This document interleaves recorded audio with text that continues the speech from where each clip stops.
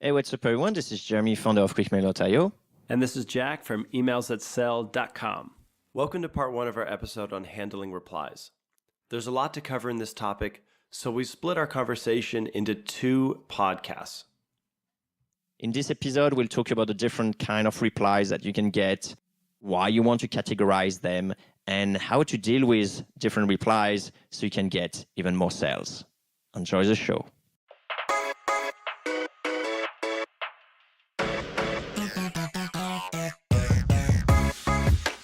We're going to look at what happened when you get a reply. That's right. That's sort of the process that begins once your cold email does its job. You get the response, but that's not the end of the game. You don't necessarily pat yourself on the back then and there because you've still got more to do. And there is a bit of an approach to handling the replies so that you can carry it from the first initial, conversation starter to whatever that end goal is, whether it's a sale or a connection. Yeah, for people listening to our cast, actually, they know that we are very strong on cold email being there to start a conversation. And so when you receive the answer, then the conversation actually starts. You're actually not selling on the first email. So there must be a sort of journey we want to take a prospect from. And lately, we've been also talking about taking a few steps back and not necessarily be super aggressive on selling. So obviously, that requires some management to take a prospect from, hey, we're playing in the same niche. It'll be cool to exchange a few ideas with you, to, hey, here's the offer. I'm just waiting for your credit card number. So what do we do when we receive the first answer? And maybe before we do that, maybe we could start with what are the typical type of answers we're going to get? There's a couple different categories of responses. Basically, it's positive or negative is the broadest way you can see a reply. But dive a little bit more specific and you can start to see how to categorize each response so that you know how to follow up on that. So for example, let's look at the negative quickly. Usually this is the easiest category to process. Most of the negatives are not worth a reply, especially if they say no thanks or they just don't want to hear about it. So yeah, you can try and overcome a negative response like we've talked about before, but chances are you're better off spending your time dealing with people who have requested more information or are interested in what you're doing. So let's say for the most part, any negative, you can, if you want, you can reply sort of a thanks for letting me know, but that's about all you need to worry about when it comes to following up with a negative response. It's much more interesting to focus on those positive replies, and there's kind of a spectrum of replies that you can get, all the way from, hey, I checked out your website and this is exactly what I was looking for. I just signed up for my first month. So that would be the best end, the 10 out of 10 for most perfect reply. And then it sort of carries along the spectrum towards, yeah, let's set up a call, to this is interesting. Yeah, send me what you have, to, hey, let me introduce you to this person, to maybe bringing up an objection that you can overcome, and then keep going. And you're starting to get the, this isn't really relevant, and all the way down to unsubscribe. So each one of the kinds of response deserves its own kind of follow-up. The closer the reply is to, okay, I'm ready to sign up, or yeah, like I just booked a call for a demo, they're going to take least amount of effort when compared to replies that fall down the more of the not so interested side of the spectrum. Those are going to take a little bit more nurturing to get to that end goal. Yeah, so talking about this one specifically, actually, I was talking to a customer 2 days ago, and we were going over his replies because we got like a new reply screen. So we were going over his reply, and then we were trying to label all of those replies.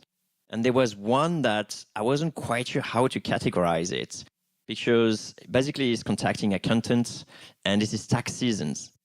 And rather than just being like, no, not interested, yes, as soon as interested, I'll check it out, it was somehow in sort of between. It was more like, it was very close to a go to hell, but I don't think it was one. So it was more something along the lines of, hey, have you no consideration? This is tax season at the moment.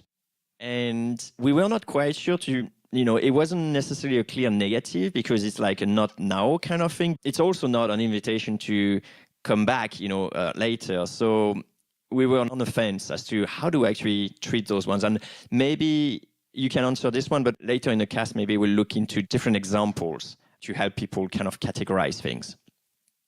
Yeah, we can definitely talk about that. But for this type of response, it's like, hey, have you no consideration? This is tax season. If I was pitching a product that helps save time during tax season, for example, then maybe you can sort of step in and here's what I would do. I would basically say like, really sorry to have taken up time. I know it's busy season. And I would put a one-liner in how it saves time. It'd be like, just as an FYI, it happens to save time when it comes to spreadsheets.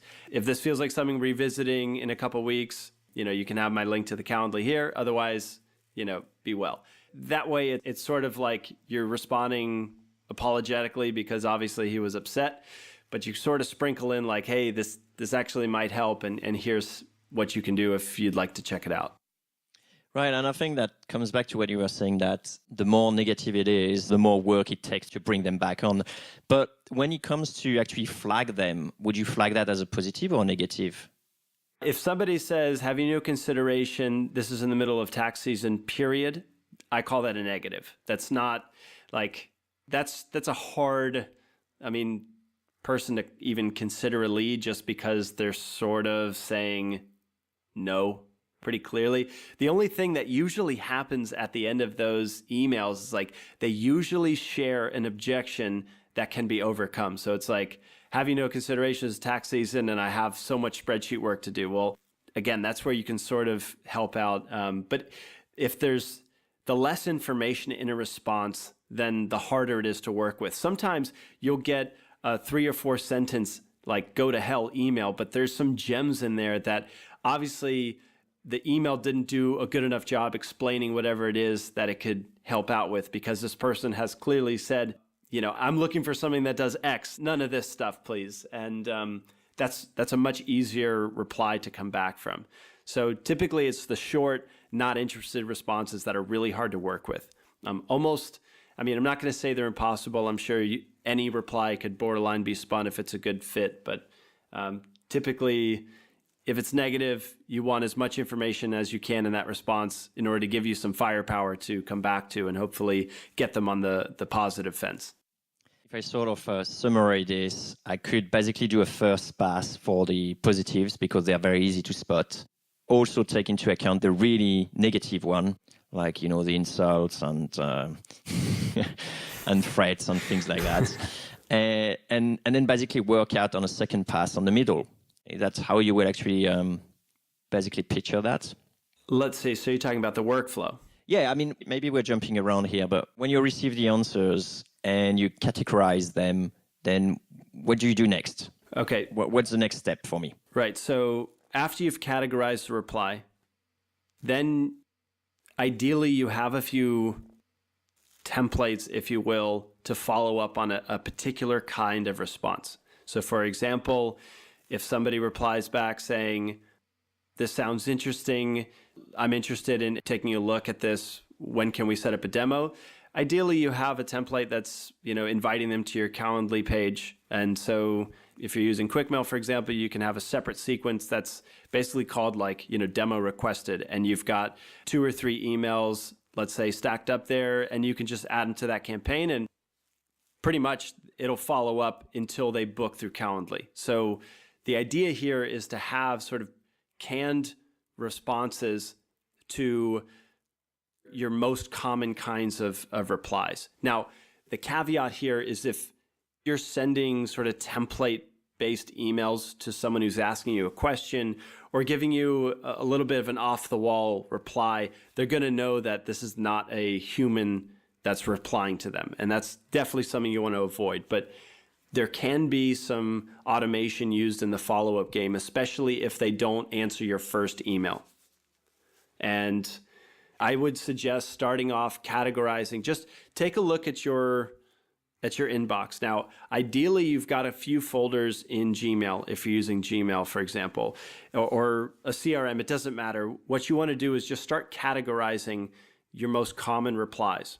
So it can be at a very basic level, you have positive and negative, and then break down the positive a little bit more where, okay, first they're asking to set up a time. So in that case, they deserve some follow-up emails with your Calendly link, for example.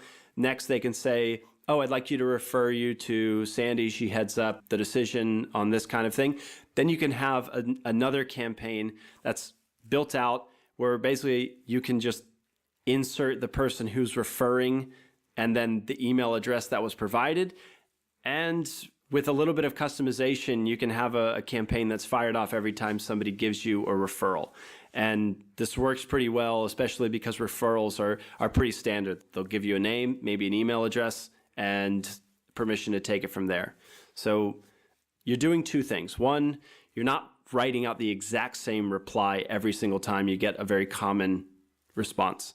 And two, you've got a system in place so that if they don't answer your first message, just like a cold email, you want to follow up again. And if they ignore that, it follows up sort of automatically. The important takeaway is whenever you get a reply, you still need to be on top of that conversation, bringing another message to the top of their inbox every couple days until they've sort of picked up their end of the conversation or opted out, by basically saying this is no longer interesting. You want to keep staying in front of them.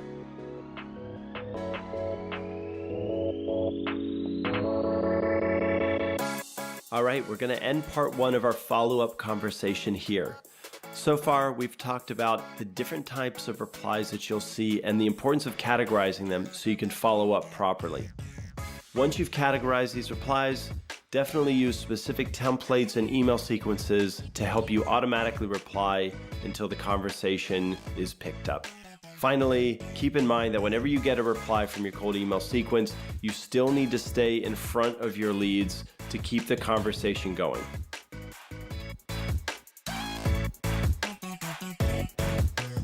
Hey, cold emailer. Yeah, you. If you got some value from this episode, give us a high five by sharing a 2-sentence review on iTunes. Or Stitcher or TuneIn, that works too. It's a quick way to help other growth-minded folks like us find this podcast. So they can send awesome emails. And make everyone's inbox a better place. Thanks.